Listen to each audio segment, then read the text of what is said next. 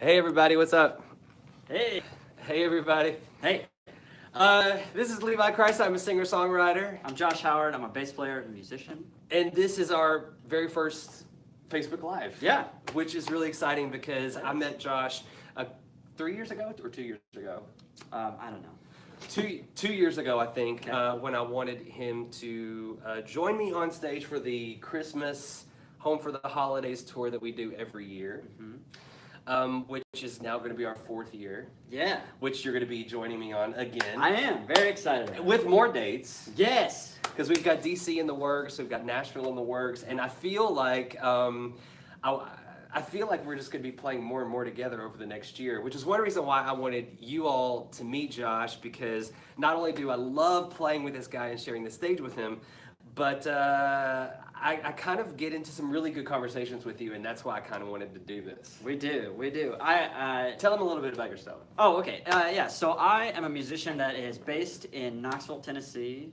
I have been playing music for a very long time. It's what I do for a living. It's how I support my family.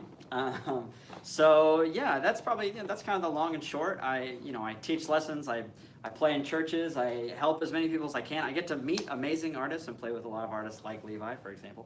And but I'm happy to be a part of this because it's great working with like-minded people. That's awesome. Absolutely true. And I noticed that one time when the first time that we played, I always get nervous before I play, and I thought that, and I always have remembered one thing that my mom always taught me, which was take it out of your own will to control and surrender it to a higher power, and be a conduit for something that is greater than you. So any performance we give that's impactful.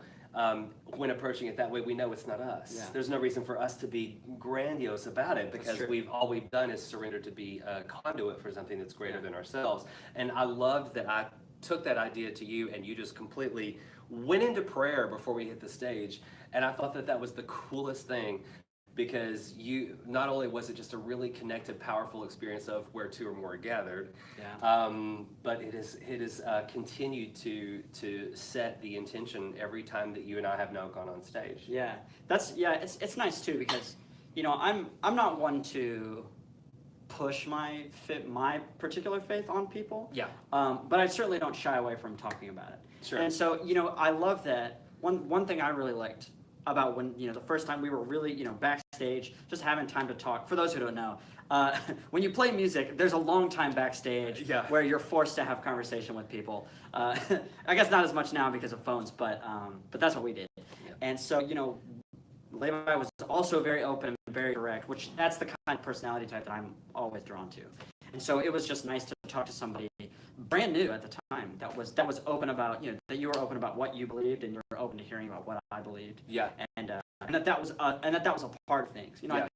I think some people are it's like they're verbally open about it, but I don't think they're really like personally open about it. Sure. But I think you were both, and it was very refreshing. Well, and it's also it's partially because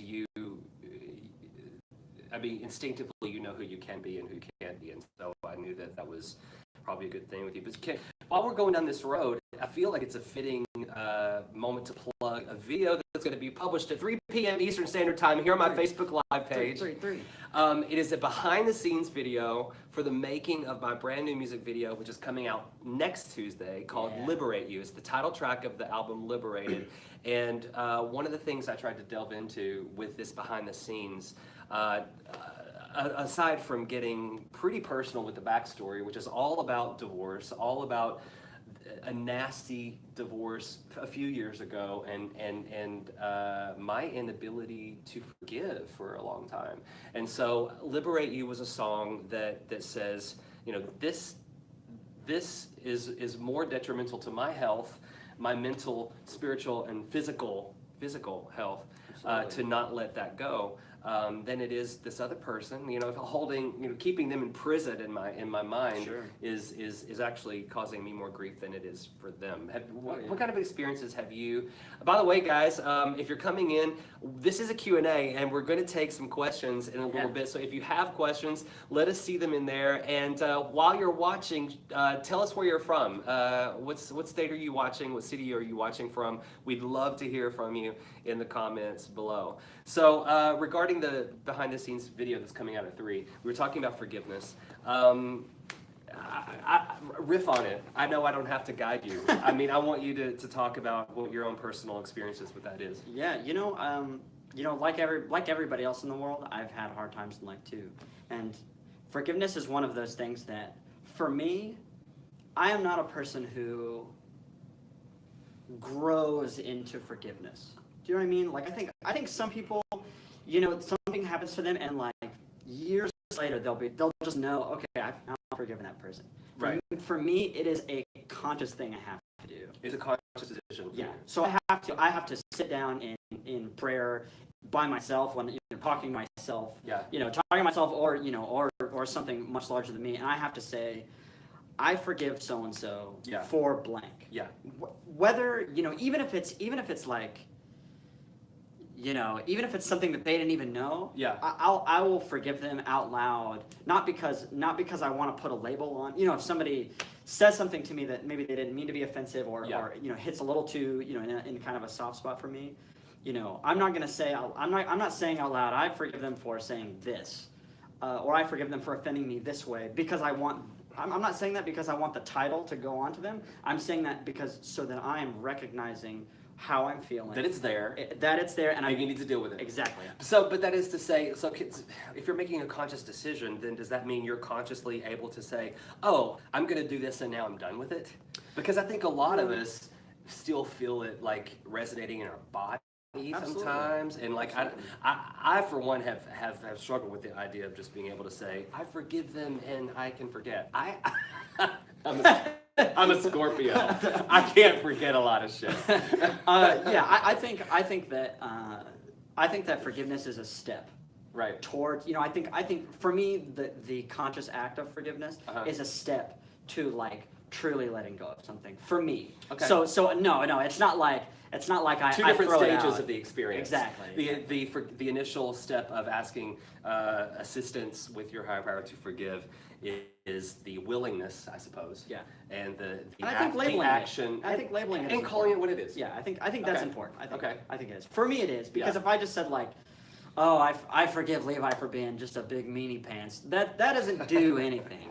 But if I say, I forgive Levi for spilling that drink on me, and I was embarrassed afterwards because I just got that new shirt. Or spilling the drink all over his table that I just and ruining our broadcast. No, I'm just kidding. But if I call it what it is, then I'm forcing myself to be honest with the situation. Absolutely. I think that we could talk about that probably for days, but if you guys want to dive in a little deeper into the meaning of Liberate You, what motivated the new album, and what I have to say about my experience of forgiving the past and putting it behind me and letting it go, make sure to like the page, get notifications, see this first so that you can see the video that's coming out in just a couple of hours. So one of the things that I kind of love that we have in common here is that we both get the opportunity, you think more so than I do, get to deal with kids in learning. It's true. I have an occasional acting student here and there, but you have been teaching music. Yeah, for a while. Okay. Yeah, it's pretty crazy too. I teach right now. I have 15 students-ish, and then last, kind of going into the summer, I had like 20 to 25 students. And when I tell you that it has been a huge learning experience for me, it is crazy. It's getting to, for anybody who doesn't know me on here, which I'm sure is everybody. Why would you know me? I have a daughter that is about to be 1, and so I've seen. Adorable. She's the cutest. I swear. She is. I know all dads probably say that. Yeah. I try not to say it out loud so that people can see her and be like, oh my gosh. But that's true. Yeah. Anyway, but so it's amazing seeing her and the way that she learns, and then seeing somebody who is my youngest student I've ever taught is probably 4, and teaching a 4-year-old music. That's young. It is very young. But teaching a 4-year-old music, watching how he learns, and realizing that if he's not learning, it's because of me. It's not because of him. Yeah. It's because I'm not communicating to him properly. And then seeing like, every stage. Like 8, 12, 16, 18, and honestly, even into adults. It's amazing because it's like a constant learning curve, but it's good because it really, then when it's time for me to learn something new, I'm able to go like, oh yeah, this is how so-and-so learns. I need to try that for myself. This is how so-and-so learns. So if you're dealing with a lot of the students, are you also able to, do you hear them talking about what's available to them in their schools? And as far as what music programs are doing? Because my dad was an educator. And so education in general is really not only important to myself and my dad and our family, because we've grown up living by the system, like him being embedded in that system, but I mean, how is education as far as music programs, at least maybe in our Tennessee 3 district, how do you gather education in the arts is actually to me, doing in East Tennessee? in my opinion, hit me up online, tell me you disagree with me, please. In my opinion, education for music, and honestly I think it's the same way for sports, I think it's the same way for music and kind of arts in general, anything performance oriented, education has been geared towards performance. I think it started to do that when I was younger, but it's definitely like full blown. You're always aiming at a performance now, and honestly, it's great in some ways, and it makes a lot of things really. What do you mean by performance? I mean, like to pass the test and then you move on. Kind of. I think it's one thing. For example, it's one thing to teach like a singer or an actor how to perform a specific part. Yeah. But it's another thing to teach them like methods of acting. You know what I mean? And so I think more music educators and performance educators are geared towards the goal of a specific performance, a specific job, not the craft in general. Wait, does that just say that it's more geared towards accolades, or accolades or recognition? Because truly, back in the day, the arts were meant to just enhance the civilian, to actually increase our our own intelligence, but our contribution to our own community, and et cetera, et cetera. You're saying that the underlying reasons that. Yeah, I think the accolades are like the hope. You know what I mean? I think the a lot hope of people is, online hitting me up. Right? Yeah. Hey, how do I? Sure. Yeah, I was gonna say. You could probably speak to that specific. Working towards a performance. How do you balance? I definitely know what the attitude is on social media about it. With people who are, signing on to Instagram to become Instagram stars. They purchase like 40,000 followers and get like 10 people interacting with their post, and then they're emailing me saying, "How can I be famous?" Right. And I'm like, well, first of all, that should never be your goal. Yeah. Because truthfully, if you get 15 minutes, then it's just 15 minutes. It's about the sustaining of the quality of your life and the ability to do what you love and be able to, reach out to people on to have a meaningful impact with people. Yeah. I was very fortunate to be able to be a part of this program in Nashville a while ago, and one of my main kind of mentors at the time was this guy named Rick Elias, who's in the Christian music world.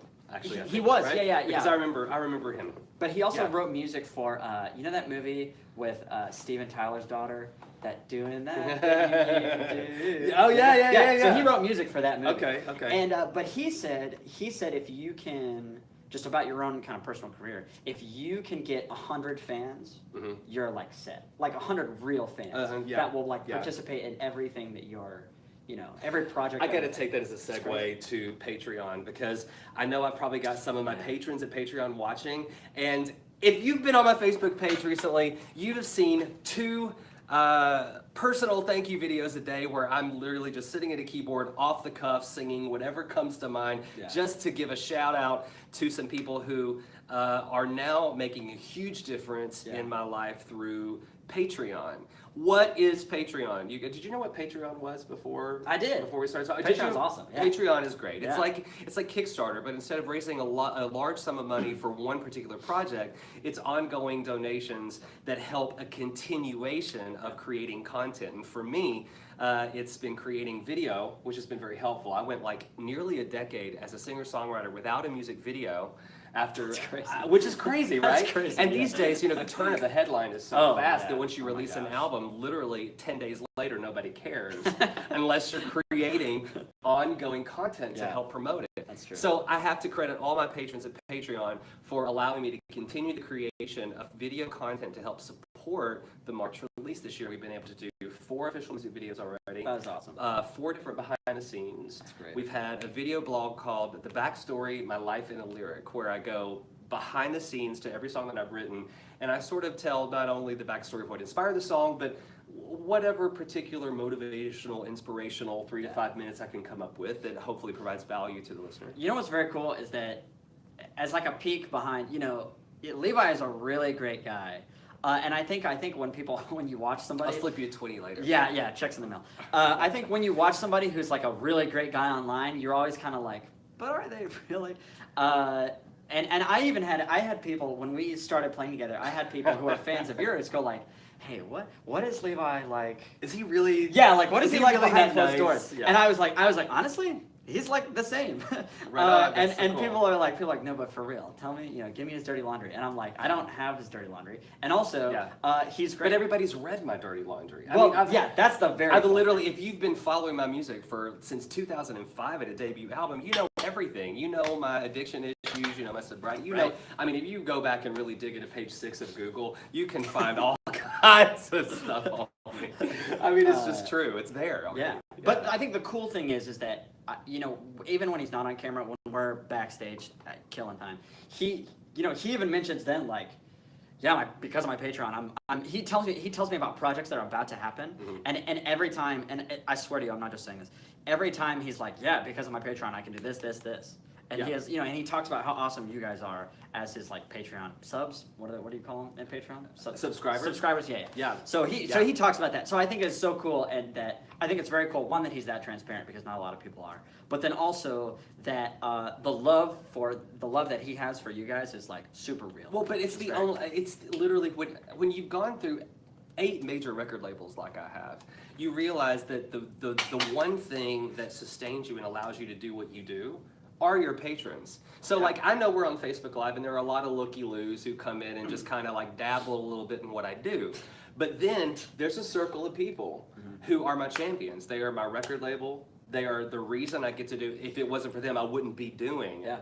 Because everybody needs some sort of support system in that regard. That's why I'm kind of gaga over them.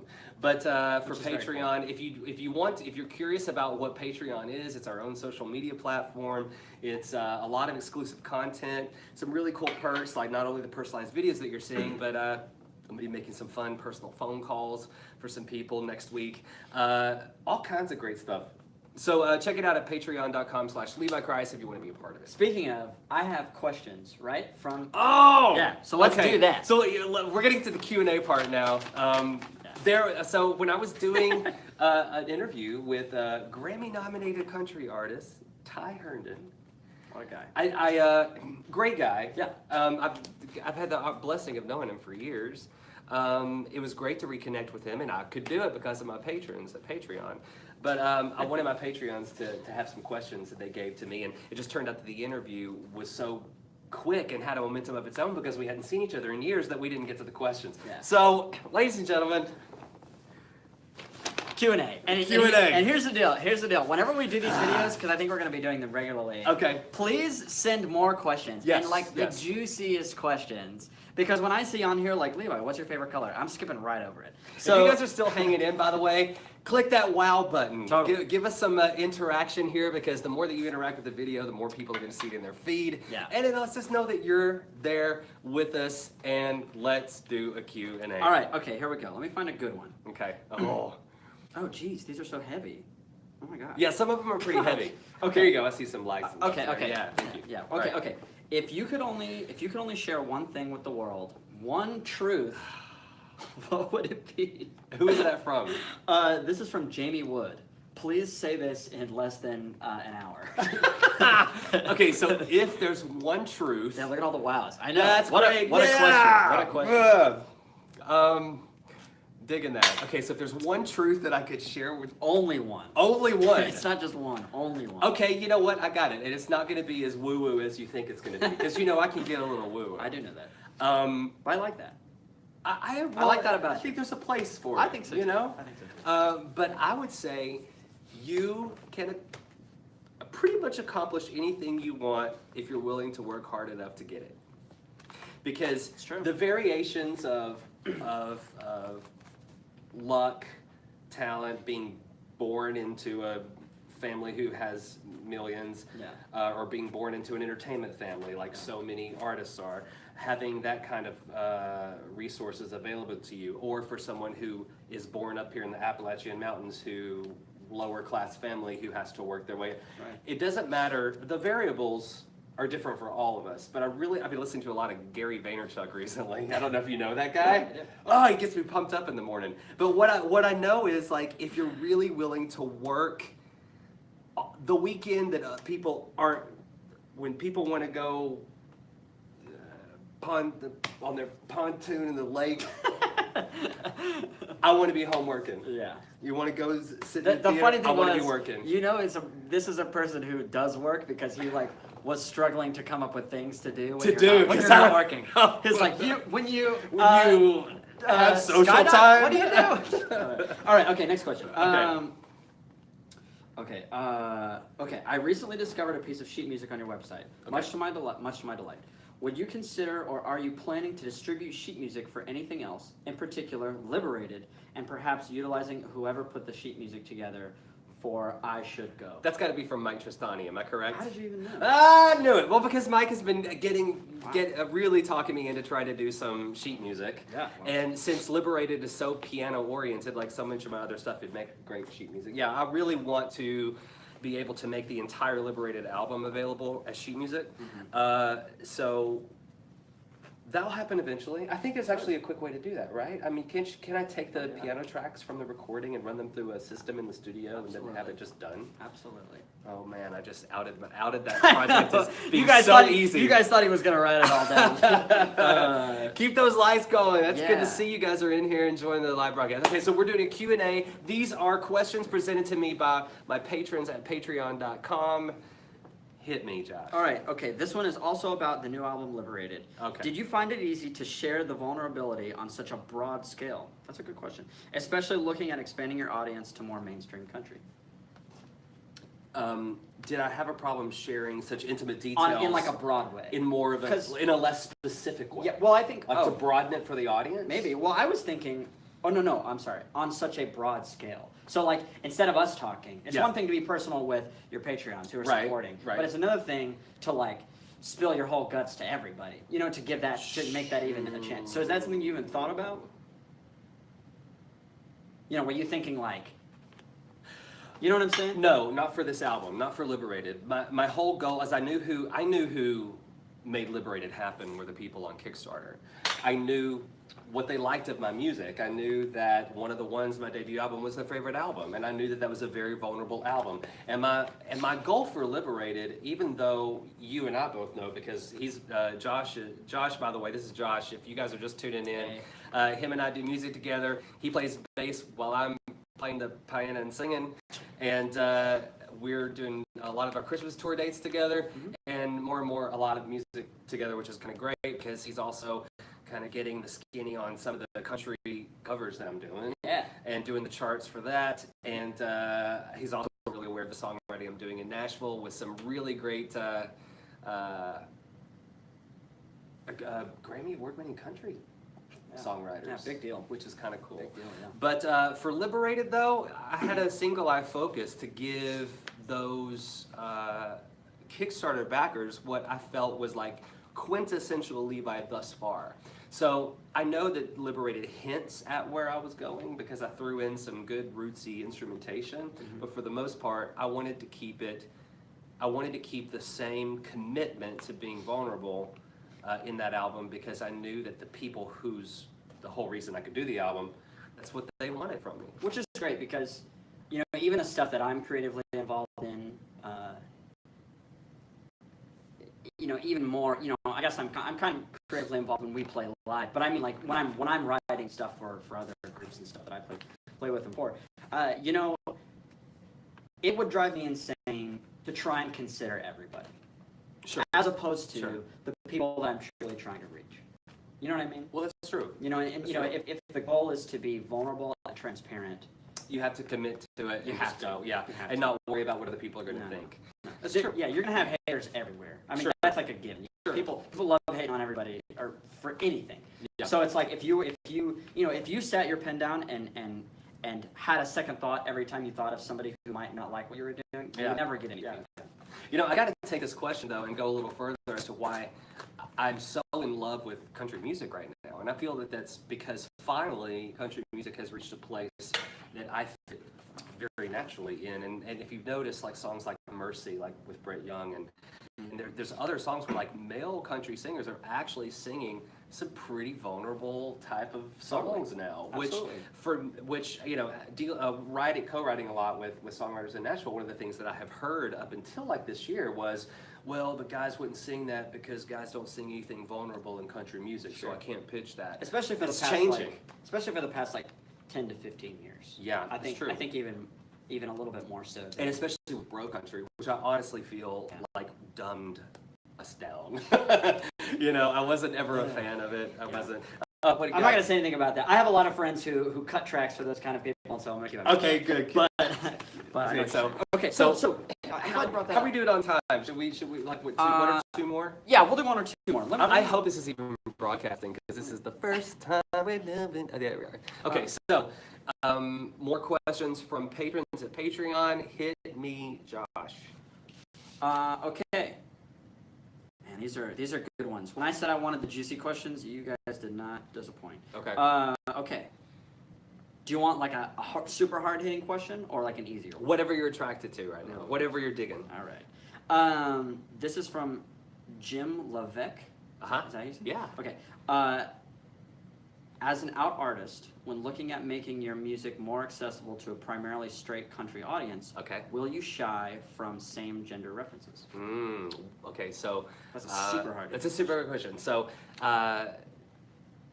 well, the first thing that comes to mind is, I got my start in Christian music as a kid.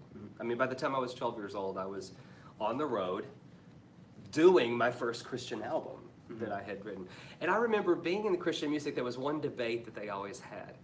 Why, if you're doing Christian music, why aren't you saying the word Jesus enough? We're not hearing you say the word Jesus enough in your Christian music. And I think at the time, a lot of Christian contemporary artists were just wanting to make their platform accessible to people who may not necessarily believe in Jesus, whether it be their Jewish friends or people who just needed a spiritual uplift. Sure. So one of the very first things that ever impacted me as a songwriter in Christian music was I didn't have to say the word Jesus all the time in order for it to be something that was spiritually viable for people. Interesting, yeah. So then, interestingly enough, 8 major record labels later and no going nowhere, I decided to do it on my own, and I go to my community to tell my story of 6 years of conversion therapy and being gay bashed with a brick to the back of the head in Hamilton Park, New Jersey. All kinds of, this is not a bio, so I'm not going to go into my list of, victim moments. Sure. Because they are tough to talk about and because I'm kind of tired of hearing myself talk about it. But the truth of the matter is, when you talk about making music for the LGBT community, I have only on rare occasion been pronoun specific. Only because I've always learned from my songwriting classes that, when I would go to these songwriting conferences as a teenager, the masters who would sit there, they would tell us, make it as universal as possible. You want everybody who can possibly relate to your song to relate to your song. So, and I would imagine a lot of people said that, who, mainstream consumers would be surprised that those people said that. You know what I mean? It's true. But I really love the fact, I Should Go. My definitely hands down millions of streams was written about another guy, and there's 75% of my listening audience on Spotify are girls who are fans of that song, and they don't know. Sure. But they may not have related to that song had I been so specific about who it was. Sure. You know, I want to be able to create a scenario that they can relate to too. Yeah. So I've never been one to be super specific about that. I know that, and I've also had, especially in 2006, 7, 8, I had some people in LGBT radio who would give me crap about it too, who would be like, why won't you say he more often? I've done it before. Yeah. I don't shy away from it. It's not a fear thing. Yeah. It's just that that's just kind of just not the way I learned how to write. So as far as country music is concerned, you know, I've spent a good 10 years now giving a lot of my talent to the LGBT community, and it's exciting for me personally to just see more people hearing what I do, you know, and willing to pay for my music. And you know, there's nothing wrong with that. So it's an expansion that I always hoped I would have. And I'm finally grateful that it's here, and I just kind of want to embrace it because it's a new chapter. Yeah. You know, does that make sense? It makes sense. Yeah, absolutely. I think there's nothing wrong with wanting to reach more people. Yeah. With positive messages of love and things like that. Yeah. Yeah. I think there's nothing wrong with that. That's my goal. That's my goal. Yeah. You know, and I know that there are a lot of other people in the genre of LGBT who want to stay extremely specific to our community. My community, not your, well, yeah, because, yeah. But I kind of enjoy branching out. Yeah. So it's nice. Okay. If that makes sense. It does make sense. Good question, Jim Levesque. Very good question. Very hard hitting. I love it. Yeah. All right. So there's some more really good questions. Here's what's gonna happen. Should we do one more? Here's what's gonna happen. I'm gonna ask you a question from me, but what I want you guys to do, please submit more questions. Please. 38. There's 38 comments here, so I wonder if I should just click on that. Oh, that's good. Yeah. No. And see, because they're. Oh, there you are. There you are, everybody. Awesome. We finally see your questions. You guys look great. Wow, that's great. That's great. A lot of hellos. Yeah, let's just Any go through questions? these. Let's go through these. Okay, can you see them? I see, hi Josh, dynamic duo. Hi Levi, it is. Thanks. Let's go right down to, okay, so that's Jim. Screen freeze at a critical moment. I hate hearing that. Yeah, you that's all. a bummer. There's Russ Fry. There's AC Gardo, Jack Jernigan. All right, so we got said, say good hi to your people. mom and dad. Oh, hey, Mom and Dad. What's going on? How you doing? Should we just go another question? Yeah, let's do that. From you? Yeah. Okay. Here's what I want to know. All right, so guys, by the way, to recap, I want you to just make sure that you can find Josh. Yeah. Here. Follow me on YouTube and Instagram and on Facebook. YouTube and Instagram, I'm at jhow275. That's JHOW275. Please follow me. You know, if you for some reason have a question for me, or you want me to ask a question to Levi, you know, DM me, like hit me up for sure. Well, I'll make it happen. So, but if you want me to ask a question of Josh, you know know how to hit me up. Everybody's like, no, we don't want that. Yeah, no, you're in deep now. Sure, yeah, You're in deep now.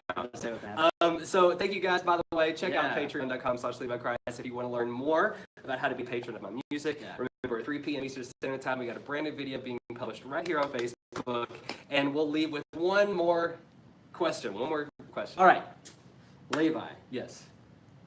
If you are you're on a long drive. Let me paint you a picture. Okay. You're on a long drive. A long drive. You're not the one driving, I'm so not, you're thank not. goodness, because my eyes are closed. Right. Yeah. Exactly. Yeah. Your eyes are closed. It's 3 in the morning. Ooh, I'd never. Well, this time you are. You pull into a gas station because you gotta gas up the car. 3 a.m. in the morning? Yep, at 3 in the That's morning. not good planning. Yeah. I would never be in this situation. Okay, I feel like you're getting hung up on the details. We need to move forward. Okay, so you're like, man, I'm hungry, but it's 3 in the morning. Yeah, but I wouldn't eat after 7 p.m. I know. This time you are. But really difficult. Yeah, it's but this time, you're gonna sneak a cheat. You know what I'm saying? Okay. You're gonna walk to the gas station. You're gonna get something. Tell me what you look for. First, because you feel like you're obligated to look for something kind of healthy. But then tell me what you actually buy. I think that probably the jerky would be, all protein that I want, but then I would probably end up getting really crappy corn dogs. Corn dogs? Yeah. That's not what I was. I would not get a corn dog. Why not? You would get a gas station corn dog at 3 a.m? Yeah. Or like, one of those really rank burritos that's been sitting on the heater for like. This is the real Levi. But this is okay. So, but this is it. But you're saying it's 3 a.m. It's 3 a.m. Obviously, I'm not in my right mind because I It's 3 didn't a.m. plan accordingly and I'm running out of gas at 3 a.m. So that makes me feel like there's some sort of altered substance involved. Okay. So then I'm running out of gas. It's 3 a.m. We've concluded there's an altered substance involved, which therefore, if it's something of that nature, then probably I'm going to be hungry for the first thing that kind of looks great. And the truth is, the marketing is everything. They take those pictures of those gas station corn dogs. That's true. Are pretty impressive. That's very true. Don't you think? I actually. Do you find? So you see, it's quite logical. I do think it's logical, even though I think it's crazy. Okay, so what about you, Josh? Okay, I think that I would walk in and be like, time for an apple, time for a banana. Oh. But then when I noticed that nobody was looking and that I was not on camera like I am right now, Funyuns. I would honestly, I would probably get just a straight up Snickers. Yeah. I really would. People ask me all the time, like if I go out to eat, everybody's getting dessert, everybody's ordering like these nice pies and cakes and stuff. Uh-huh. The dessert I like is the crappiest thing that you can find. That's not so crappy though. I'm pretty sure that's probably healthier for you than my corn dog that's been sitting there for 2 days. Yeah, but At least you can keep the Snickers down. I'm pretty sure I'm gonna. That's true. That's true. Eliminate the corn dog pretty quickly. Okay, I appreciate. Oh, no, anyway. Yeah. Thanks for the serious questions. I had one that I had to get off my chest. Yeah. You guys, give a shout out to Josh in the comments below. We have an intention of doing this every week, and I just think it's a lot of fun. I have so much fun talking to him, and we want to make it what you guys want. So if you have any ideas of what kind of topics you want us to cover next week, put it in the comments below. Yeah. All right, so you guys have a great week. Be sure to check out the brand new behind the scenes video that's happening at 3 p.m. Eastern Standard Time, just a couple hours away, and we'll see you next week. Next time. Bye, guys. Bye.